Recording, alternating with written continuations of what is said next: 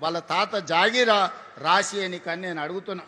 ఆడబిడ్డలు బతుకమ్మలు ఆడుకొని బతుకమ్మలు వదిలే బతుకమ్మకుంటేను దుర్మార్గులు చెరబడితే ఈనాడు నిర్దాక్షిణ్యంగా ఆ అక్రమార్కుల పని బట్టి ఈనాడు బతుకమ్మ కుంటను పునరుద్ధరించడం.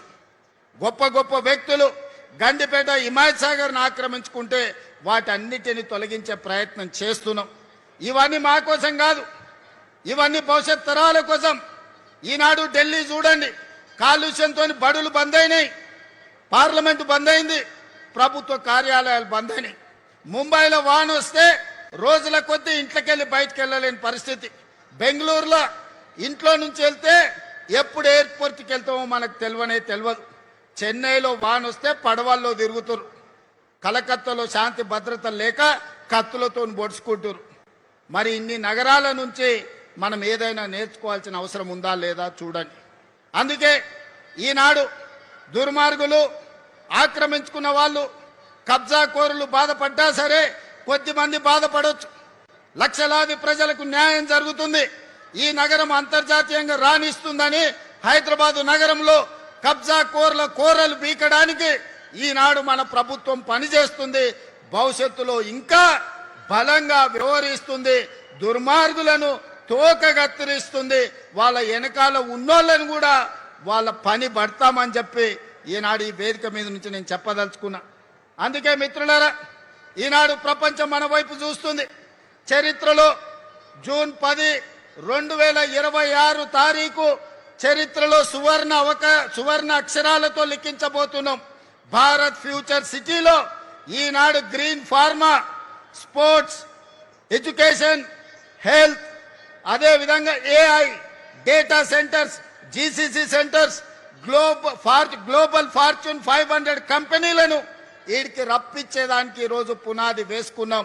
పోయిన డిసెంబర్లో గ్లోబల్ సమ్మిట్ ఇక్కడనే ఏర్పాటు చేసినాం.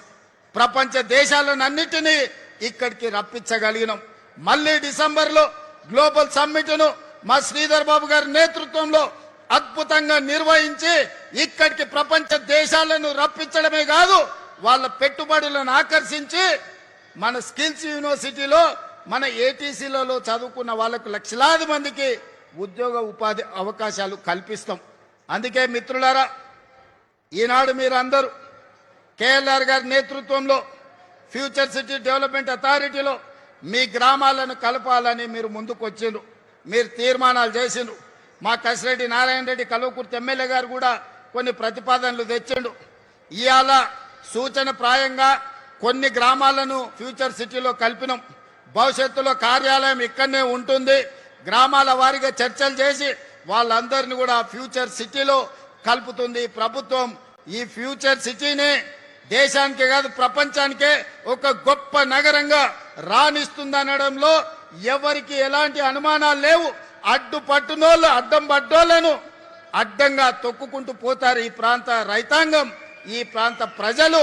ఈ నగరాన్ని వాళ్ళే కాపాడుకుంటారు, ఈ నగరాన్ని వాళ్ళే నిర్మించుకుంటారు.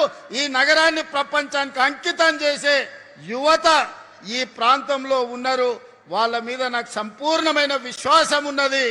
ఈ నగరం భవిష్యత్తుకు ఒక దిక్సూచి. ఖచ్చితంగా ఈ నగరం విరాజిల్లుతుంది.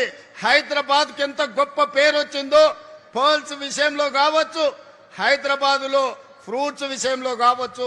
హైదరాబాద్ అంటే lakes and rock city. Bharat future city కూడా నెట్ జీరో సిటీగా, కాలుష్య రహితమైన నగరంగా, ప్రపంచంలోనే గొప్ప నగరంగా రాణిస్తుంది. తీర్చిదిద్దుతామని మీ అందరికీ తెలియజేస్తూ మీ అందరి దగ్గర సెలవు తీసుకుంటున్నా. వీలైనప్పుడల్లా వచ్చి ఫ్యూచర్ సిటీ కార్యాలయంలో నేను కూర్చుంటా. మా మంత్రి శ్రీధర్ బాబు గారు, మా బట్టి గారు వారానికి ఒక్కరోజు ఇక్కడికి వస్తారు, ఈడ కూర్చుంటారు. మీ సమస్యలు ఏమున్నా అడిగి తెలుసుకుంటారు, వాటిని పరిష్కరించే విధంగా ముందుకు వెళ్తారని తెలియజేస్తూ మీ అందరి దగ్గర సెలవు తీసుకుంటున్న. ధన్యవాదాలు మిత్రులారా.